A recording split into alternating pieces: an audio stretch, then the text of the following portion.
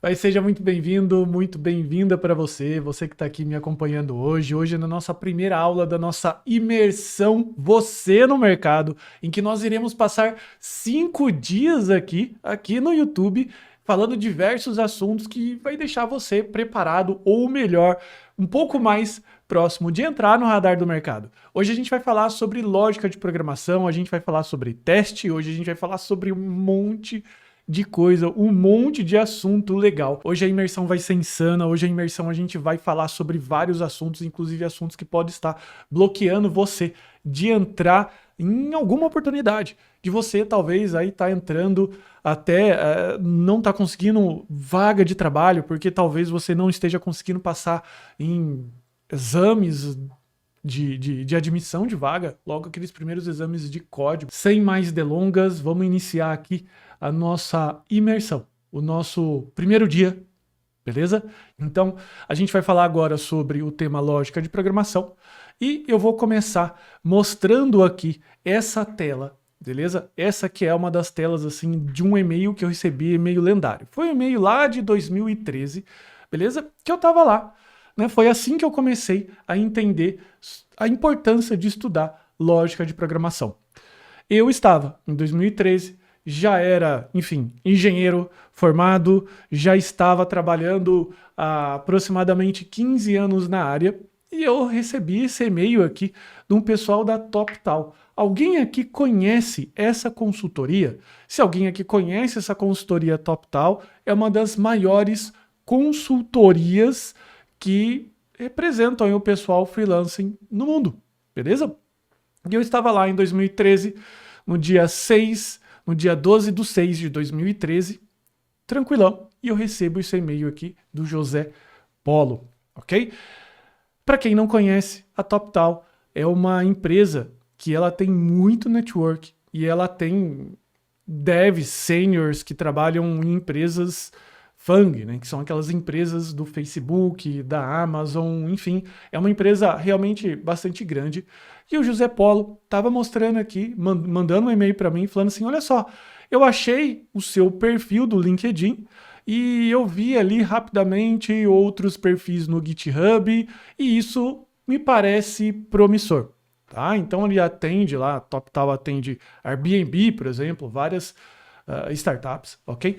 E eu tava lá e eu recebi esse e-mail e eu falei assim, poxa vida, cara, que oportunidade legal. Eu fundei a Dev Samurai em 2016, então isso aqui foi 3 anos antes da Dev Samurai. Inclusive esse e-mail aqui contém aqui até uma ironia. Foi por conta dele que eu fundei a Dev Samurai. Talvez seja até você se identifique aqui em muitas situações nesses e-mails que eu vou mostrar para você, que podem estar até te bloqueando de entrar numa vaga no mercado, beleza? Mas, voltando, eu estava lá, recebi esse e-mail e o José Polo falou o seguinte, cara, você não quer fazer, enfim, um teste aqui na TopTal? E eu fui investigar. E aqui está o site da TopTal. Quem quiser acessar, toptal.com, beleza? Você pode conhecer um pouco mais, até você pode deixar o seu currículo lá, não tem problema. No meu caso, eu não deixei o currículo, eles me acharam nessas redes sociais de LinkedIn, GitHub, então é muito importante sim você ter o seu LinkedIn, o seu GitHub bem acertadinho. Eu acessei aqui o site da TopTal e aqui qual que é a proposta da TopTal? A proposta da TopTal é contratar os top 3% freelancer do mundo. O que isso significa? Significa que é difícil pra caramba de conseguir entrar lá, né? Por quê? Porque é uma empresa que ela mesmo já diz que ela filtra muitas pessoas no momento de entrar. Mas eu estava muito confiante. Afinal, eu acessei aqui os sites na Indeed, que é um site que mostra as vagas de emprego que tem naquelas empresas, o salário que ela está pagando. E hoje, se você acessar na Indeed, a TopTal, você vai ver que ela paga numa média de US$ 142 mil por ano. E sim, eles contratam para trabalhar remoto, você não precisa se deslocar se você não quiser, ok? E se você pegar a cotação hoje de 1 para 5, fazer uma conta rápida aqui, vai dar R$ 712 mil por ano. Caramba, que salário, hein, bicho? Que salário ruim. Já pensou? Você trabalhando da sua casa, você fazendo as coisas que você precisa fazer trabalhando remoto e ganhando R$ 700 mil. Não estou inventando, estou colocando aqui o print do site. Alguém aqui ficaria um pouco mais satisfeito com um salário de R$ 700 mil por ano? É muito legal, né? É muito bom esse salário. E é o valor que a TopTal paga, beleza? E eu vou te falar que eu fiquei muito animado, porque, cara, com 700 mil por ano, em 2013 dá pra fazer uma bagunça, hein? Dá pra fazer uma bagunça. Então eu fiquei muito animado. E o José Paulo falou o seguinte: olha só, fica tranquilo que o passo a passo do teste, né? O processo todo aqui de entrevista vai ser o seguinte: vai ser, primeiro, um English interview, né? Que é a entrevista em inglês, ok? Essa vaga era uma vaga internacional. Você vai fazer alguns testes de algoritmo, timed, o que significa que é cronometrado, ok? Você vai fazer ainda alguns entrevistas, né, com o pessoal que daí são os engenheiros da TopTal, e depois você vai fazer um pequeno projeto. E eu falei assim, pô, tá bom, né, cara? Poxa vida, são 4 passos em que eu tô muito próximo de ganhar os 700 pau. Foi isso que eu pensei. São só 4 passos que eu preciso seguir. E eu vou te falar que o primeiro passo, o segundo passo, tirava isso de letra. Foi isso que eu pensei. Afinal, eu já havia trabalhado na Embraer, no INPE, no Instituto Nacional de Pesquisa e Espaço, na Solvay, até já havia dado palestras por aí. Aqui é um exemplo de uma das palestras, eu estou aqui no cantinho, que eu dei na PagSeguro. E isso aqui, meu currículo. Falei assim, pô, maravilha, que beleza, tô dentro. Por quê? Porque eu tenho tudo que eles precisam. E a minha resposta, fiz o que tinha que ser feito, e a minha resposta finalmente chegou. E adivinha qual foi a minha resposta? Ela foi um belo de um não. Foi um não. Foi um não, e a resposta está aqui, na parte de lógica de programação. E por que que eu tomei um não na lógica de programação? É simples. E você vai se identificar também com isso daqui. Assim como vocês, eu só pensava basicamente em conquistar a minha vaga. No caso, a vaga na gringa, remoto. E o que acontecia? Eu deixei de lado o básico para focar no que menos importava naquela ordem de prioridade, que é a linguagem de programação.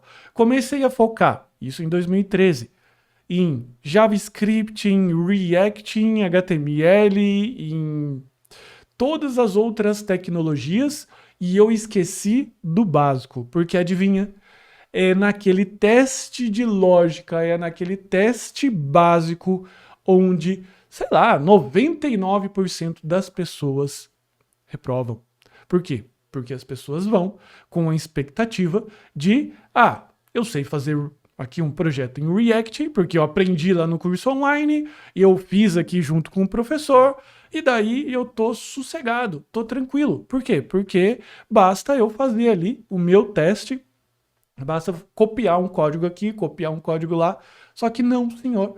Um dos primeiros tipos de teste que é aplicado numa vaga de trabalho, e eu estou falando isso numa categoria de sênior, de júnior, pior ainda, né, é o teste de lógica. E eu ficava, na época, até muito chateado, que eu falei assim, cara, pra que alguém vai me obrigar a fazer um teste de lógica, um negócio que eu nem uso, um negócio que eu nem utilizo no dia a dia? Não é pra eu ter que entender de lógica, fazer ifzinho, por que eu deveria fazer isso? E bem, a resposta é o seguinte: a grande maioria das empresas, elas rodam esse teste de lógica para saber se você sabe resolver problemas. E o jeito que o pessoal escolheu para resolver, para limitar, né, para passar uma régua, é o quê? Faz um teste de lógica. Claro, além de verificar se você sabe resolver problema, também se você sabe programação. Então é um teste 2 em 1,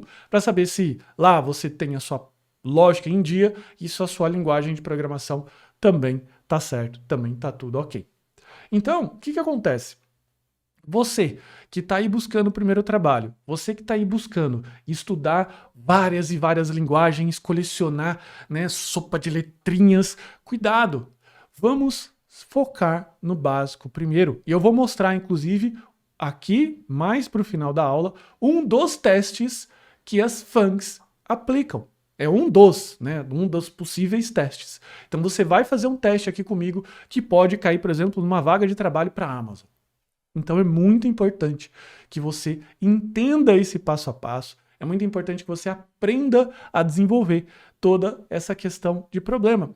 Até porque a grande maioria das pessoas, elas vão cair num curso de programação que o professor já vai abrir uma tela de console, vai começar a digitar todo aquele texto, todo aquele código, você se empolga, você copia junto com o professor, você acha que você sabe, até a hora que... Bom, não quero ficar aqui, né, levantando apenas coisas ruins, a gente está aqui para consertar vários pontos, então eu estou destacando só alguns pontos que você precisa tomar cuidado, beleza? Então, se você tem pelo menos 3 desses 5 sintomas, presta atenção para saber se você se enquadra nesse quadro aqui de sintomas. Sintoma número 1, você passa mais de 5 minutos olhando para o editor de código sem sair nada. Pega papel e caneta, anota então aqui, faz uma pequena somatória, um pequeno teste aqui, papel e caneta, para saber se você tem pelo menos 3 desses 5 sintomas. Se você tiver 3 desses 5 sintomas, significa muito provavelmente que, assim como eu, na época, você tinha esse problema, beleza? Então, quem aqui passa mais que 5 minutos olhando, pode ser 5 minutos, eu coloquei aproximado, mas 1 minuto, 2 minutos, 3 minutos, eu fico olhando aqui para o Visual Studio Code, cursor piscando, e eu não consigo sair do lugar, não sai nada de possibilidade de como resolver. Às vezes até eu sei do problema, mas eu não consigo nem sair do código. Essa é uma situação horrível e é uma situação que ela está minando, inclusive, a sua parte psicológica, causando, e a gente vai falar até um pouco mais à frente, sobre a síndrome do impostor. Por quê? Porque você começa a se duvidar, você começa a falar assim, poxa vida, será que realmente eu tenho a capacidade de entrar no mercado? Será que realmente eu sei? Eu estou aqui já estudando 1 ano. Será que realmente eu sei? E olha só, a sensação, aquela sensação de você fechar o Visual Studio Code porque você não conseguiu resolver, porque você não consegue sair do lugar, é uma sensação horrível. Por quê? Porque você vai, normalmente a grande maioria das pessoas aqui estudam à noite, né, no horário depois tardio, você vai para a cama, você vai para o travesseiro e você fica pensando nisso. Você fala assim, olha só, eu não consigo. E essa sensação ela vai se retroalimentando à medida que você vai, aula a aula, te colocando um rótulo que você não consegue fazer. E isso é uma das causas da síndrome do impostor, ok? Então, se você passa mais aí que 5 minutos olhando para o editor de código sem sair nada, anota aí no papelzinho, beleza? Número 2, você entende a aula, mas você não consegue desenvolver sozinho. Quem aqui fica, enfim, até consegue entender um pouco mais a aula, mas você não consegue, eventualmente, desenvolver nada sozinho? Quem aqui tem esse sintoma? Eu vejo o que o professor fala na aula, eu consigo entender o que o professor ele está explicando naquele momento do vídeo, ok? Só que quando eu pego para fazer, passa 5 minutos depois, 10 minutos que seja, ou no outro dia, eu já tenho que assistir a aula tudo de novo, porque eu esqueci completamente o que o professor passou. Ou então, você não consegue ler e entender códigos de outros programadores. Você pega um código na internet, porque você está pesquisando, você ali está vendo, e você eventualmente fala assim, poxa vida, eu até vejo que existe um código aqui, está aqui na minha frente, mas aquilo como se eu não estivesse enxergando nada. Porque eu vejo comandos, eu vejo while, eu vejo for, eu vejo o if, eu entendo que o if é o se, que ali tem uma variável que compara com a outra, mas eu não entendo, é como se eu estivesse assistindo um noticiário em, sei lá, em japonês. Não sei se tem alguém que entende japonês aqui. Por quê? Porque eu não consigo entender o código que o outro Programador coloca. Isso é gravíssimo, porque o que acontece? Quando você está trabalhando em equipe, ler código do seu colega é o que você mais vai fazer. Porque você vai pegar o GitHub, você vai pegar o pull request, e daí o que acontece? Você precisa dizer para o seu par que você está verificando o código, falando assim, olha, tem um erro aqui, aqui e assado. E eu não sei se você sabe, o número médio de dias para você começar a desenvolver alguma coisinha, começar a mostrar um pouquinho de trabalho, são 2 sprints que normalmente são 15 a 30 dias. Então, em 15, em 30 ou em 30 dias, dependendo do projeto que você estiver trabalhando, você já tem que mostrar alguma coisinha. Senão o seu chefe vai ficar assim, cara, o que está acontecendo aí? Certo? Então, vamos lá. Só programa com o ChatGPT do lado. Antes era o Google, agora é o ChatGPT. Você é o Visual Studio Code de um lado e o ChatGPT ou o Google aberto do outro. Por quê? Porque eu não consigo. Eu digito um comando, passo para a tela do lado. Copio aqui, digito o comando, passa a tela para o lado. Copio aqui, digito. Ou seja, é um programador ChatGPT. Ou então, não consegue, essa última aqui é terrível, não conseguem compreender, mesmo com tentativas, o erro do código. Sabe quando sai aquelas frases em inglês, por exemplo, do React, que fala, null element, você olha para aquilo lá e fala assim, cara, onde que está o erro? Onde que está o erro? Por quê? Porque você não consegue identificar. Você aperta ali o comando de salvar, ele abre um erro e você fica olhando para o código, e você fica olhando para o erro e você não consegue sair daquilo lá. E aqui vai ser a aula que você vai iniciar a eliminação desse problema.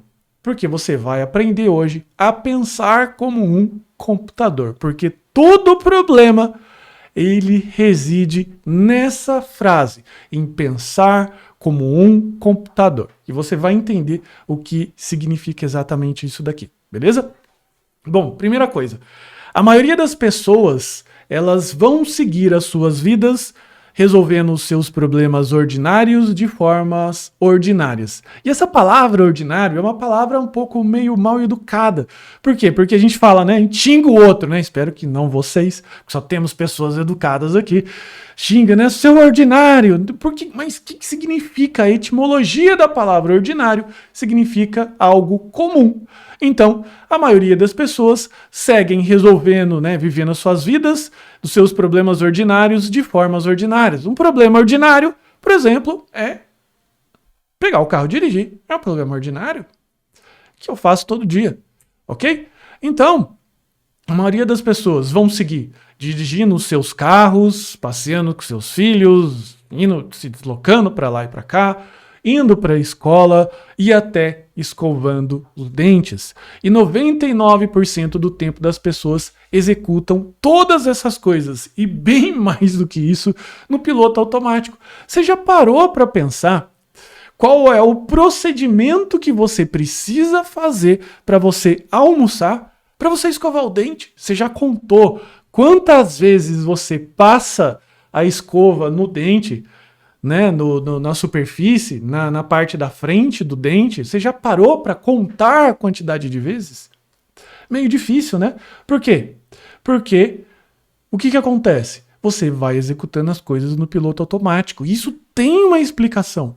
E sabe qual é a explicação? A explicação está aqui nesse livro, O Poder do Hábito. Mas a gente não vai falar sobre hábitos hoje, eu só vou pegar o que o livro fala sobre executar as coisas no piloto automático.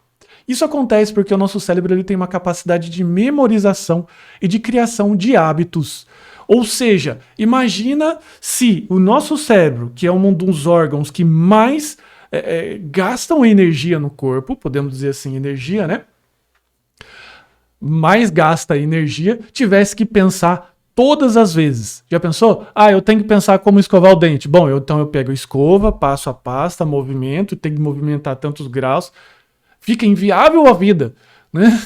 Fica esquisito. Então, ao invés de pensar como o motor funciona, pensar como tudo que acontece na escola ou de como escovar o dente, a gente não pensa. Mas não é assim na programação. Por quê? Porque o computador, esse treco que a gente está usando, que provavelmente você está aí na mão, que eu estou aqui pilotando a live, ele é uma mula. O computador é burro. O computador, na verdade, o que ele é? Ele é uma máquina, ele é uma calculadora gigantesca. Aqui, para quem não conhece, essa foto é do Charles Babbage. Ele fez o primeiro tear mecânico, que inclusive foi utilizado pela primeira programadora que programou, digamos, um computador. Então, o computador ele é uma máquina de calcular. Ele trabalha dentro de um contexto chamado contexto concreto. E nós, seres humanos, somos pessoas inteligentíssimas, nós trabalhamos dentro do abstrato. Ou seja, existe uma diferença entre o que roda na CPU e o que tem no nosso cérebro. Ou seja, essa diferença de concreto e abstrato é a diferença entre modelos de pensamento. Ou seja, se a gente fosse nivelar, não é muito legal fazer isso, mas se a gente fosse nivelar essas duas máquinas, o cérebro e o chip, ou seja, a CPU, nós teríamos que então ter uma máquina que trabalha dentro do contexto de ideias e uma outra que trabalha com engrenagens. Ou seja, se a gente for parar para lembrar que um computador, na prática, é uma calculadora, que é um conjunto de engrenagens, como que isso aqui vai produzir uma ideia abstrata? Como que isso aqui consegue sonhar? Como que isso aqui consegue dialogar? Como que não consegue? Então isso é uma máquina que é uma calculadora. E é isso que você precisa ter em mente, urgente. Ah, mas eu tô vendo aqui o ChatGPT. O ChatGPT, ele parece inteligente. Não, ele é, de novo, uma máquina, uma calculadora que calcula a estatística da próxima palavra. É isso que o ChatGPT é. Então ele é um pouco análogo, inclusive, ao teclado, né? Todo mundo tem um teclado no celular, aquele Android, que você vai digitando e vai mostrando a próxima palavra. O ChatGPT é quase isso, que ele vai calculando a probabilidade da próxima palavra, baseado no quê? No que ele tem de conhecimento de pessoas que abasteceu aquele banco de dados dele. Então até o próprio ChatGPT, que é uma tecnologia fantástica, ele ainda continua sendo uma máquina de calcular, uma máquina que ela vai trabalhar dentro do contexto concreto, beleza? Então é muito importante você fixar esse conceito, porque se você não fixar esse conceito, o que vai acontecer? Você vai tentar falar com uma máquina que ela não consegue entender aquilo que você processa. E é onde acontece a frustração. Então você precisa, digamos assim, infelizmente, se adequar a essa realidade. Porque até então os computadores não são suficientemente inteligentes para falar, digamos assim, com o nosso modelo abstrato. Então qual é o principal erro das pessoas ao tentar programar? Tentar usar o seu modelo abstrato com o modelo concreto, que é o modelo de instrução, linha a linha, que roda aqui dentro do chip, que precisa ser específico, que se não tiver um ponto e vírgula, que se esquecer uma aspa, que se trocar as coisas do lugar não funciona mais. Por quê? Porque é como se você trocasse aquela engrenagem lá do computador do Charles Babbage. Faz sentido? Faz sentido isso para vocês?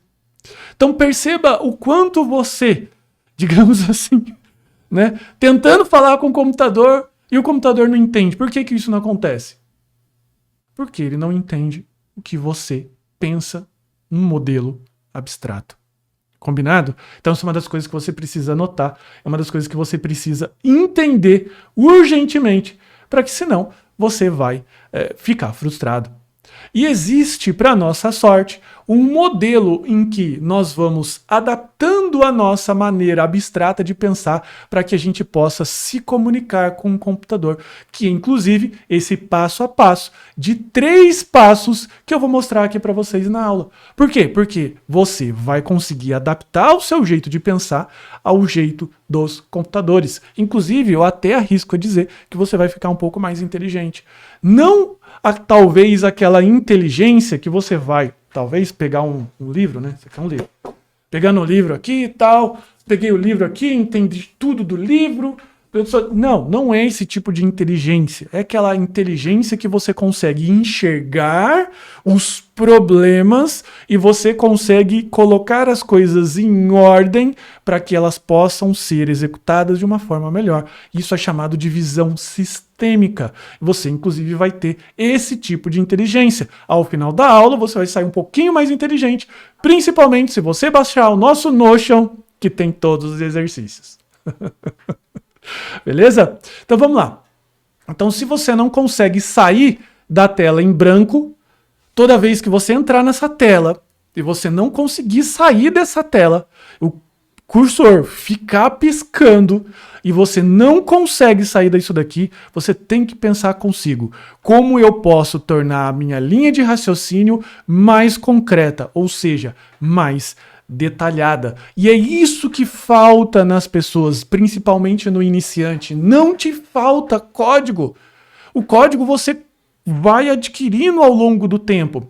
Aprender linhas de código, quando eu quero dizer os comandos, é como aprender o inglês. É um vocabulário que você, com o tempo, vai conseguindo adquirir aquele vocabulário, todas as linhas de comando. Mas se você sequer consegue estruturar uma linha de pensamento para se comunicar, nem todo dicionário do mundo vai te servir, porque você não sabe se comunicar. Você não consegue estruturar uma linha de pensamento para se comunicar.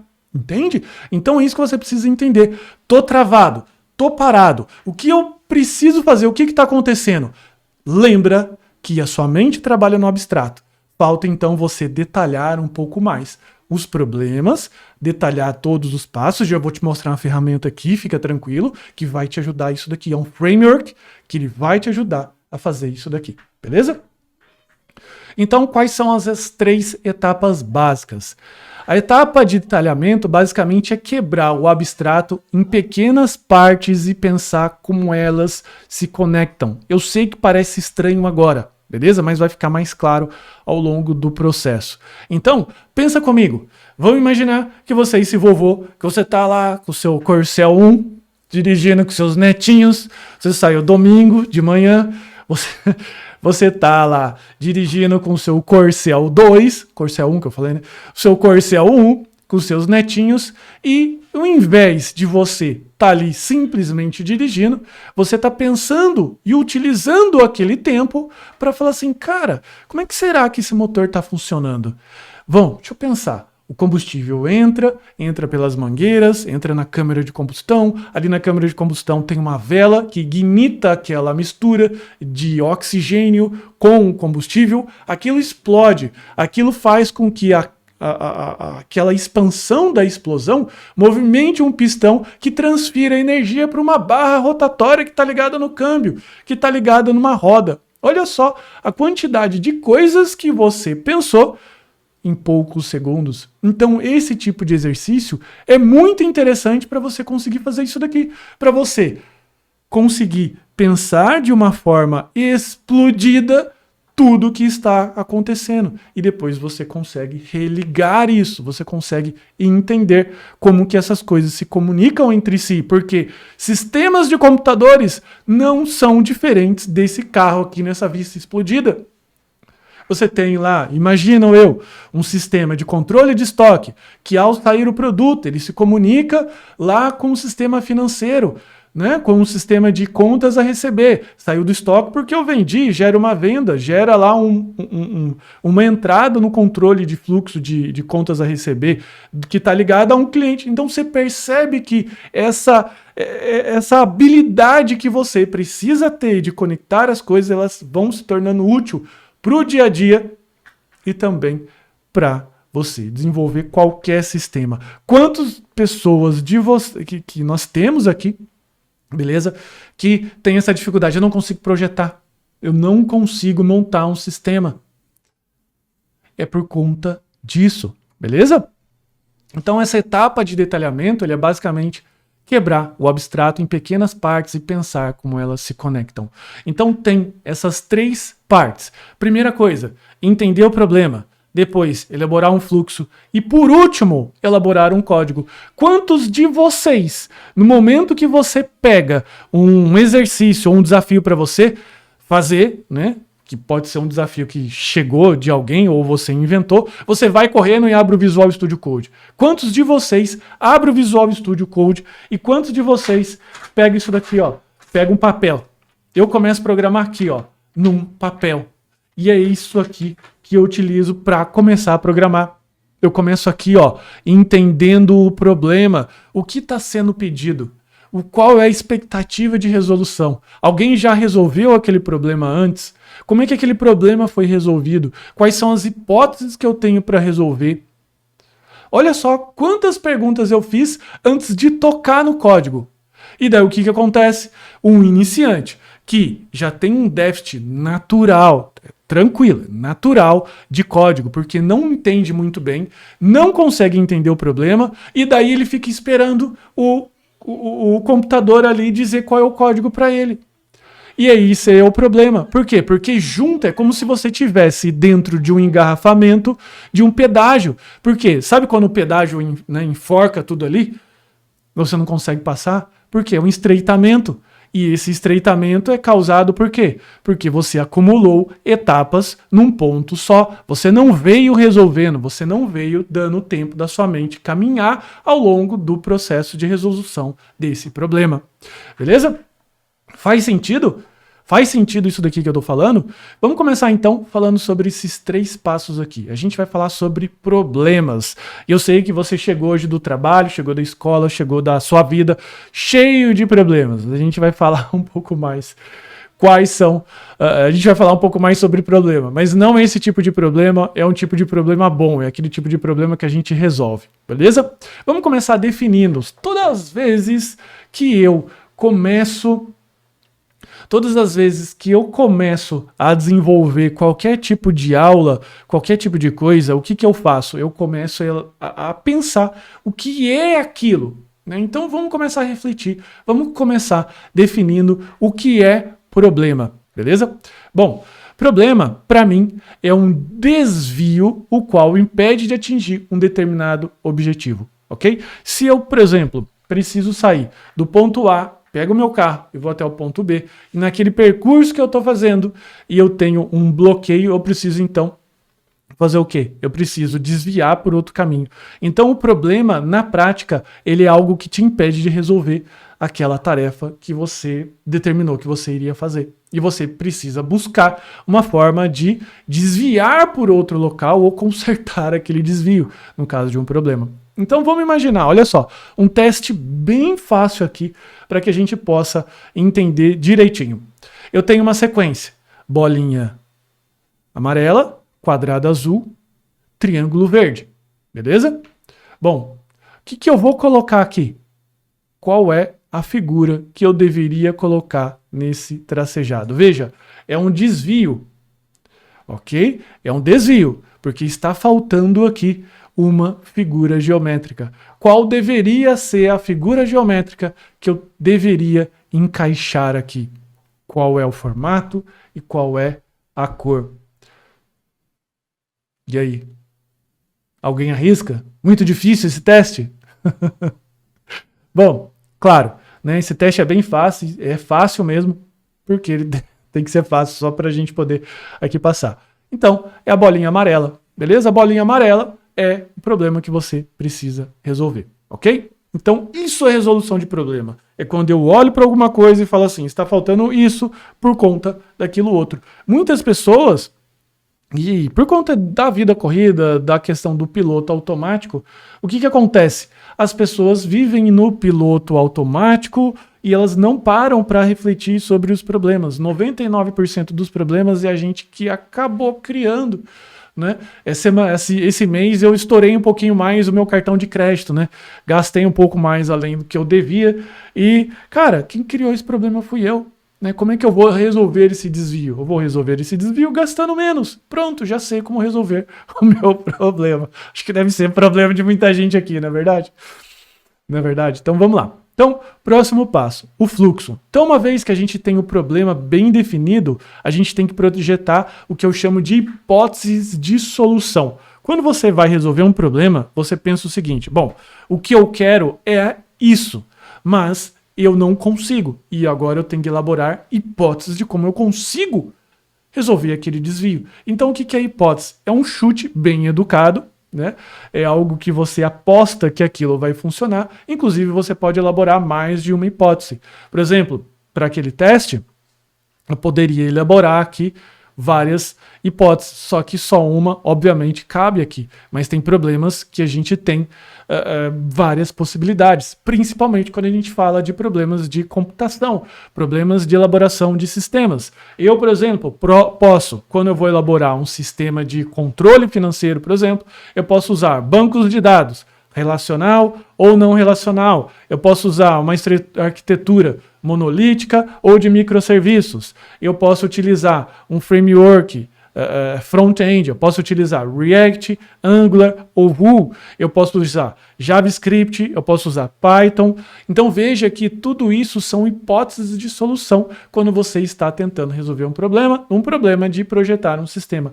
E por que isso é importante você colocar na sua cabeça? Porque tem muitas pessoas, os iniciantes, que saem afobados. Ai, meu Deus, eu já achei aqui a resposta, já achei. E daí a pessoa não para com calma, não elabora hipóteses de como vai resolver aquele problema, não pensa nos pontos positivos, no ponto negativo daquilo e sai feito louco, querendo resolver aquele problema, sendo que só tem uma ou duas hipóteses. Quando eu vou desenvolver um sistema, eu trago pelo menos 3 possibilidades de se resolver aquele mesmo problema. Eu paro com calma, com o meu papelzinho, o que eu faço?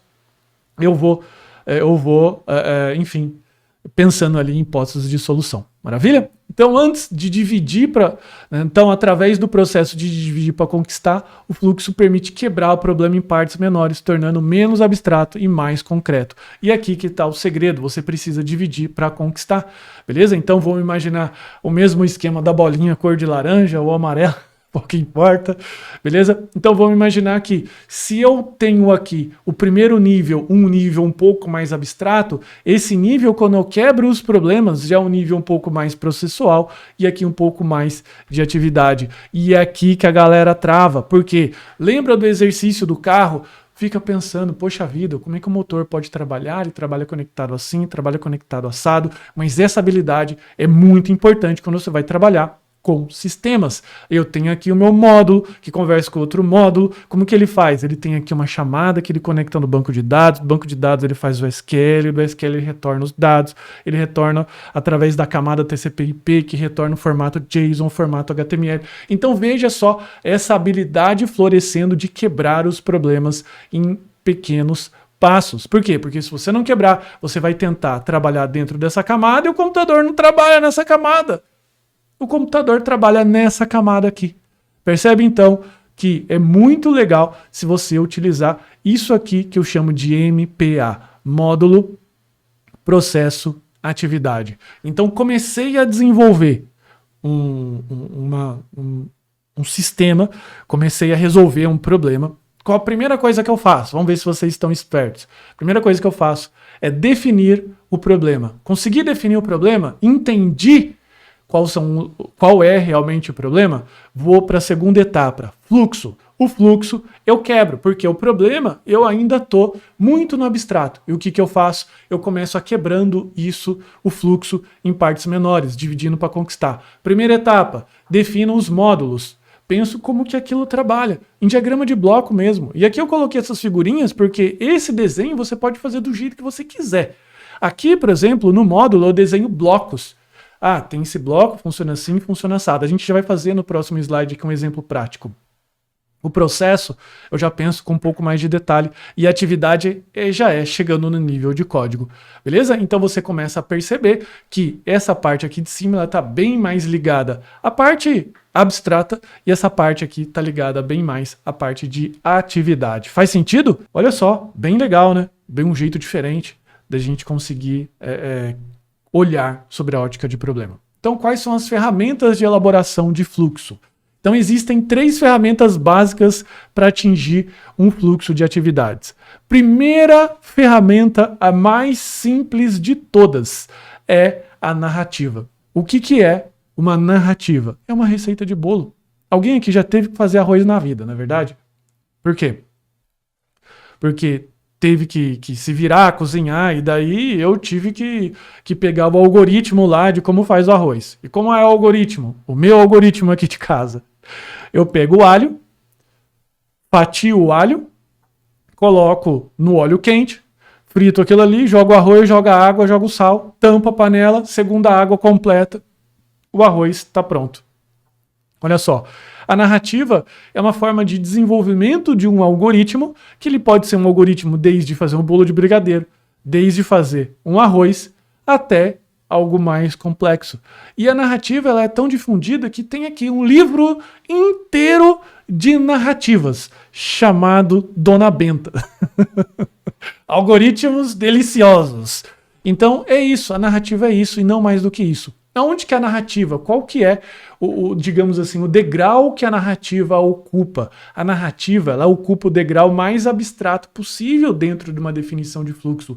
Ela está ali próximo do problema, porque é o jeito que a gente pensa, é o jeito que a gente entende as coisas, é o jeito que a gente consegue detalhar. Então, se a gente for analisar aqui um problema, por exemplo, de cálculo de média, tá aqui, ó, compare, escreva, enfim. O fluxograma já não. O fluxograma, ele é o quê? É uma ferramenta que ele é feito para ser visto em blocos. E por que o fluxograma ele é a ferramenta perfeita para quem busca o balanceamento entre abstrato e concreto? Porque ele fica no meio do caminho e você pode deixar o fluxograma quanto preciso você quiser. E o pseudocódigo, ele normalmente é o tal do Portugal, que você vai escrever já quase no idioma português, misturando ali com o informatiquês, que você vai colocar ali os possíveis comandos. Ele não tem um compromisso de sintaxe, ou seja, se você esquecer do tracinho não funciona, porque ainda é papel e caneta, mas ele já vai te aproximar bem mais do código. Se você tivesse que escolher qual desses três, você deveria escolher o fluxograma, que na minha opinião, ele tem esse balanceamento. Beleza? Então, qual delas deveria utilizar? Você deveria utilizar de preferência o fluxograma, porque como eu disse, ele fica num balanceamento interessante entre narrativa e pseudocódigo, porque ele traz ali um processo bastante interessante para você trabalhar. Beleza? E o algoritmo? Onde que entra essa história de algoritmo? Esse negócio que eu escuto falar tanto aí hoje na internet. Algoritmo nada mais é do que rotinas de execução que ele pode trabalhar em todos os contextos possíveis. Eu posso criar um algoritmo, o livro da Dona Benta é um livro de algoritmos deliciosos. O algoritmo também pode trabalhar no contexto de fluxograma, também no contexto de pseudocódigo, no contexto de código. O algoritmo nada mais é do que receita de como que você consegue resolver aquele problema, beleza? Vamos para a prática. Nós já estamos aqui somando 48 minutos de aula. Vamos falar um pouco mais agora, finalmente, da parte prática, que inclusive é uma das formas de se resolver. Eu vou resolver até aqui um teste que muito possivelmente pode cair na sua próxima entrevista de trabalho, beleza? Vamos lá. Vamos fazer aqui primeiro um teste simples do simples, para a gente aqui não cair numa situação de, digamos, uma situação ali de ficar trazendo muita coisa complexa para o momento. Vamos entender como que a gente consegue fazer esse processo de resolução e depois a gente complica as coisas. Combinado? Então vamos lá. Desafio: calcular a média entre dois números e determinar se o aluno está aprovado ou não. Esse aqui é o desafio, bastante simples. Tem alguém aqui que tem dúvida do que dúvida no desafio? É isso, beleza? Então, definição do problema. Passo número 1. Calcular a média de aritmética simples entre duas notas e determinar a sua aprovação.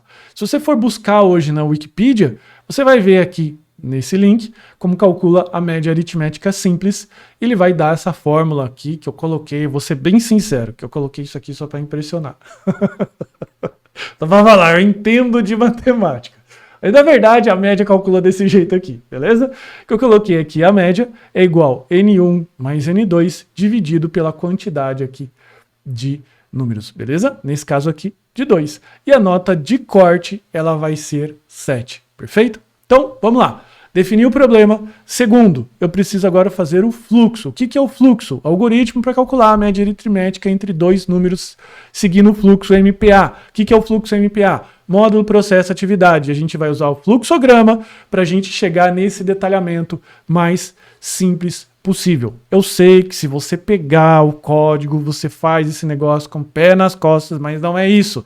Lembre-se, nós estamos resolvendo um problema simplíssimo, porque você precisa aprender o processo. Depois que você aprender o processo, você desenvolve um problema um pouco mais elaborado. Combinado? Então, vamos lá. Primeira rodada de desenvolvimento desse fluxo aqui, o M, do módulo. Eu vou colocar aqui num fluxograma o que eu preciso fazer. Então, início, calcula a média e determina a aprovação. Enfim, tem alguma dificuldade nisso aqui? Nenhuma dificuldade. Tranquilão. Tem um símbolo de início e fim e o símbolo de processamento. Isso aqui é o que o professor faz no piloto automático. Eu já fui professor universitário e eu pegava as provas, pegava aqui, batia o olho, reprovado, aprovado, reprovado, fazia uma correção de 30 alunos em 25 minutos. Beleza? Batia recorde. No próprio dia da prova lá, eu já entregava a prova e já deixava os meninos chorando, ou não. P, vamos lá, vamos descer mais um nível e segue aqui comigo porque ainda tem bastante coisa que você precisa se ligar, ok?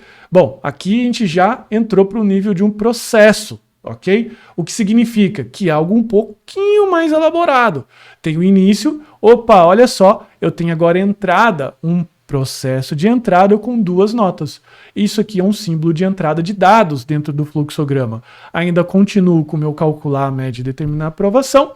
E depois eu mostro aqui, ó, apresentar se houver ou não aprovação. É um símbolo de impressão na tela. É o console.log, é os comandos de print, por exemplo, do Python.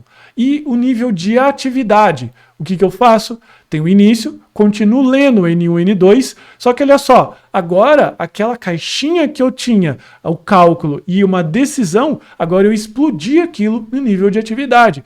Calculo M, que é a média de N1 mais N2 dividido por 2, verifico, isso aqui é um símbolo de decisão, verifico se a nota de corte é maior ou igual a 7, aprovado, se não, ele está reprovado. Então veja que eu segui todo o fluxo, módulo, processo e atividade. Qual é o primeiro módulo? Um negocinho simplérrimo. Segundo, processo. Já era uma coisa um pouco mais elaborada. E atividade, eu já tenho aqui. Se eu passar esse fluxograma para você e você não souber linguagem de programação nenhuma, muito provavelmente você vai chegar nesse código aqui, que é um código JavaScript, que ele vai ler N1, N2, calcular a média e fazer um if. Olha só, if se m maior ou igual a 7, mostra na tela aprovado ou reprovado. Depois de passar por todo esse passo a passo, que é entender o problema, desenhar o fluxo no nível MPA e escrever o código, vou te falar para você que é quase impossível você não entender o que está escrito aqui. E mais, trago ainda a opção em Python. Isso aqui é a opção em Python, ok? N1, N2, M, if, print, else. Algum problema aqui? Poucos, né? Se tiver, é um detalhezinho ou outro que provavelmente você está com dúvida. Então veja que você vai acostumando a sua mente a sair do ambiente abstrato e você vai dando ferramentas para ela trabalhar. Claro que muitas pessoas aqui já teriam a possibilidade de colocar a solução direto no código, mas e como é que você vai fazer isso num ambiente num problema que é um pouco mais elaborado, ok? Então, isso que você precisa entender. E o que eu posso trazer aqui do mundo real? Bom, tipos de problemas mais comuns que você precisa resolver, beleza? Porque lembra que eu disse, a gente não está falando só sobre contextos aqui de lógica de programação. Lembra o caso da TopTal? Por que os caras ficam colocando teste de lógica? Porque eles querem saber se você tem uma capacidade também de resolução de problema. Então a gente está falando aqui da capacidade de tipos de problemas mais comuns que você precisa resolver dentro do ambiente de trabalho. Com a capacidade de resolução de problemas e o framework MPA, com certeza você vai conseguir compreender o cliente, porque o cliente vai falar de uma forma abstrata e você consegue quebrar as coisas de uma forma mais estilo MPA. Calcular, né? Colaborar com a equipe, você consegue falar com seus amigos, você consegue ver código, você consegue falar com as pessoas num nível que elas consigam entender e implementar aquilo que você está falando. Elaborar requisitos de projetos. prazos, projetar e implementar algoritmos de busca, saber lidar com complexidade de classes, microserviços, por exemplo, projetar sistemas escaláveis, resolver problemas envolvendo algoritmos, estruturas de dados como árvores, pilhas, filas e muito mais. Então isso daqui é o que a lógica de programação ela vai te entregar além dessa questão toda de você conseguir programar melhor, beleza? E o que vai acontecer se você não resolver esses problemas? Bom, você muito provavelmente não vai ser respeitado como você gostaria, seu patrão pode querer te substituir por uma inteligência artificial, você vai acabar criando sistemas amadores, você vai cair num looping do conhecimento, que é aquele negócio, eu não entendo o código, logo eu vou fazer o próximo curso. Por quê? Porque eu acho que se eu fizer o próximo curso aqui do professor fulano de tal, eu vou entender agora, finalmente, magicamente, eu vou conseguir entender aqui o comando do JavaScript. Não vai, né? Você vai muito provavelmente ficar no looping do conhecimento. E, claro, como eu disse, problemas emocionais, síndrome do impostor, e você vai acabar até caindo na desistência. Quantas pessoas desistem dessa área maravilhosa, desistem do seu sonho, desistem de bons salários?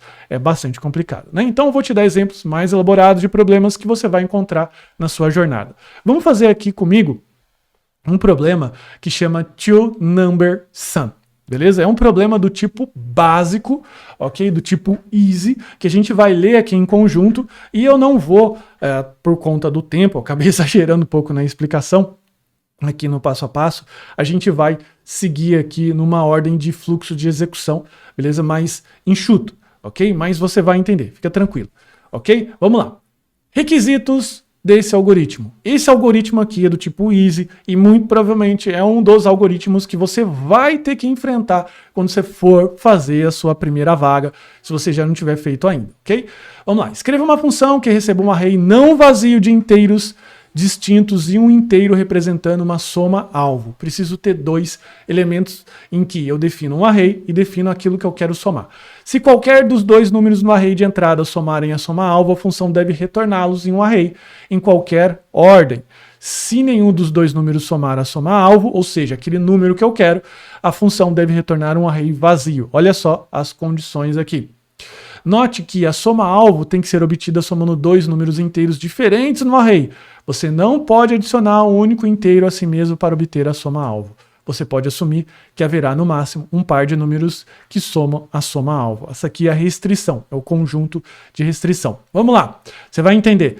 Entrada de amostra, array. Tem um array, 3, 5, menos 4, 8, 11, 1, menos 1 e 6. Veja, escreva uma função que receba o array. Estou recebendo o array e um inteiro representando a soma-alvo. Soma-alvo aqui é 10. Então o que eu preciso fazer nesse algoritmo aqui? Eu preciso pegar dentro do meu array dois números que, se somados, ele dá o número da soma-alvo. Então eu vou olhar aqui na saída de amostra que eu tenho menos 1 e 11. Menos 1 mais 11 vai dar então o meu 10. Cadê o menos 1? Está aqui. Cadê o 11? Está aqui. Lembrando que ele não precisa ser na ordem que os números aparecem. Fácil de resolver esse problema aqui. O que vocês acharam? Bem tranquilos? Vamos resolver então aqui junto comigo. Eu desenvolvi aqui rapidamente um fluxograma, beleza? Só para a gente começar aqui. Ok?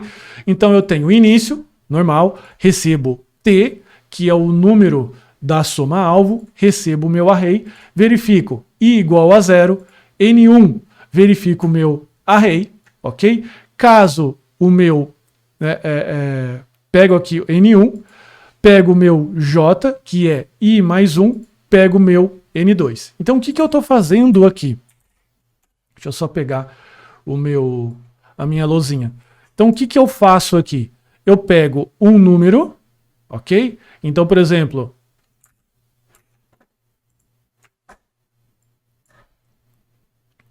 eu tenho aqui 10, eu tenho 8, eu tenho 1. Então eu pego meu índice I igual a 0. Então eu estou apontando para esse número aqui. Eu vou fazer de uma forma resumida, fique tranquilo. É só para você entender aonde as coisas vão se encaixando, ok? Tenho na minha posição 0. E o que eu vou fazer? Eu vou assumir então que N1 é igual a 10. Peguei esse primeiro número, que é o que N1 está fazendo aqui. Vou pegar J. J é igual a I mais 1. 0 mais 1 é igual a 1. O que eu vou pegar? N2. N2 é igual a 0 mais 1, a posição 1 é a posição 8. Então, N2 recebe 8. O que eu verifico aqui na sequência? N1 mais N2, ele é igual a T. O T que nós havíamos definido como número target é 10, ok? Então, eu vou fazer a verificação. 10 mais 8 é igual a T? 10 mais 8 é igual a T? 18 é igual a 10? Não, não é. O que eu faço? Então eu vou e rodo para o próximo número. Pego o J, que antes era 1, somo mais 1 é igual a 2, então J passa a ser 8 e o outro número passa a ser 1. Ficou entendido aqui, mais ou menos? Tá? Então, assim, é que aqui eu não vou conseguir fazer todo o passo a passo, mas é basicamente esse fluxo aqui que a gente vai trabalhar. Vamos trocar aqui para um ambiente de tela em que eu vou fazer o código aqui junto com vocês. Então eu vou pegar aqui o meu Visual Studio Code e vou abrir aqui o meu editor de código, só para a gente poder fazer esse algoritmo junto, beleza? Escrevi aqui um comando olá mundo, vou colocar lá mundo 2, vou recarregar a tela e ele colocou aqui o meu Olá Mundo 2. Vamos lá, vamos fazer aqui comigo. Então, o que eu preciso? Eu preciso de dois números. Vou pegar aqui const no meu array. Vou pegar aqui o que ele está pedindo, que no meu caso é esse array aqui. Ok? Fazendo aqui rapidamente. Const target sum. Deixa eu só desligar aqui o meu GitHub Copilot. Senão ele vai ficar aqui mostrando a solução para mim. Ok? Vamos lá. Agora, o que eu tenho que fazer? Eu preciso criar uma função chamada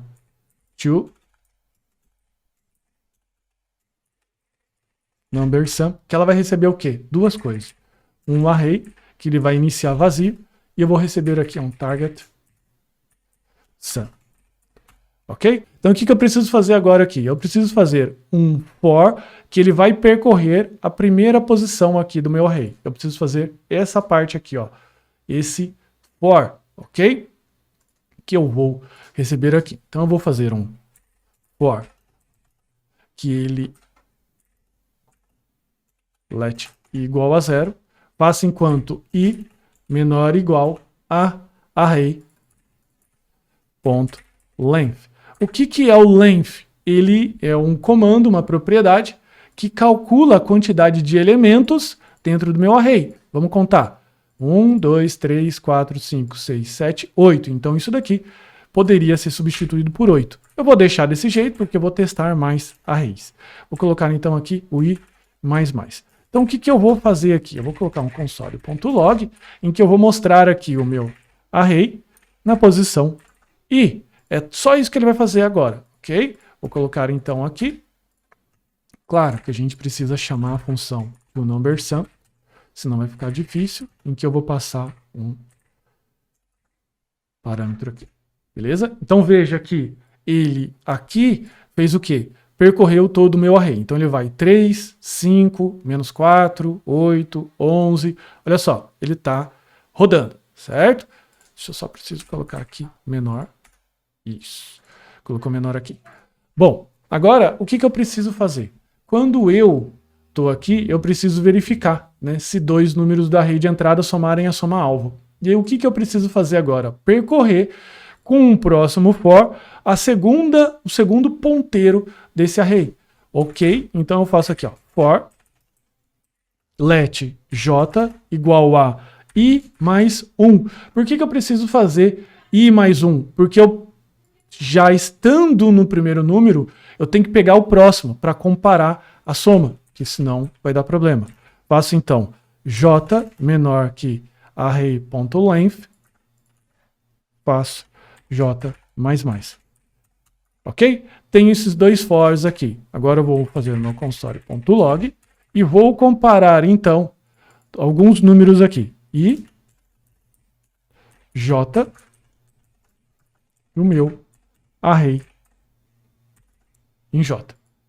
Ok? Então veja que o 0, 1, 0, 2, 0, 3, 0, 4. Então perceba que aqui, numa determinada posição do nosso array, ele repete os outros números, ok? Isso significa que ele está fazendo 2 fors aqui.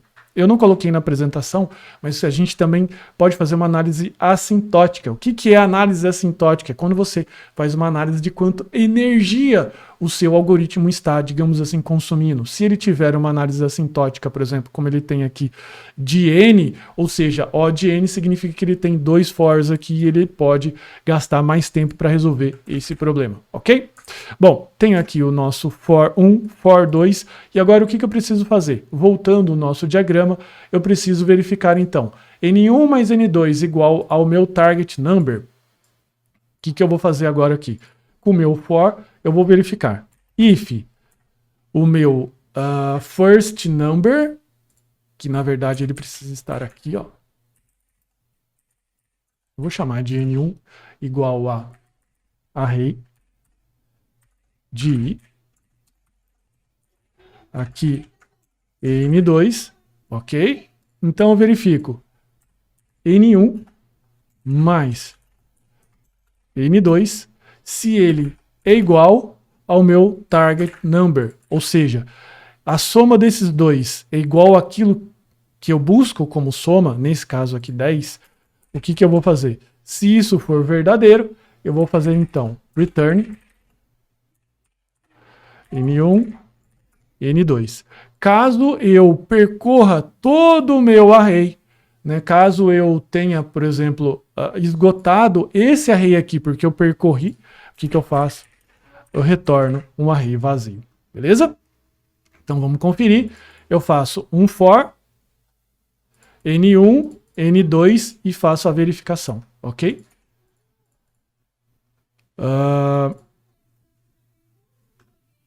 O que eu tenho aqui, então, agora um console.log. E eu faço a verificação aqui, ó, 5 e 5, ok?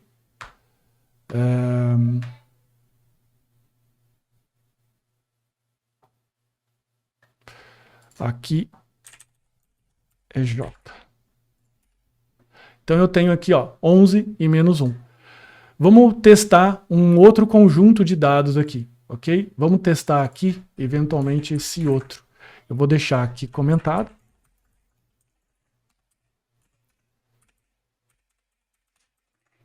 E veja que eu tenho que buscar aqui um número dentro do meu array, que ele é a soma de 2, tem que bater 17, ok? Vamos lá. Seria o 8 e o 9. 8 com 8, 16, dá mais 1, 9. Então veja que esse algoritmo aqui, o TwoNumberSum, ele fez a nossa validação correta, que é o quê? A verificação dentro de um array de 2 números que somado dá o meu target number, beleza? O que vocês acharam desse desafio? Só para a gente poder entender, quando você tem uma pressão de tempo, quando você tem essa pressão de tempo, é uma coisa que você, vou admitir, dá uma balançada, por mais que às vezes é fácil, você fala assim, poxa vida, o que vocês entenderam aqui?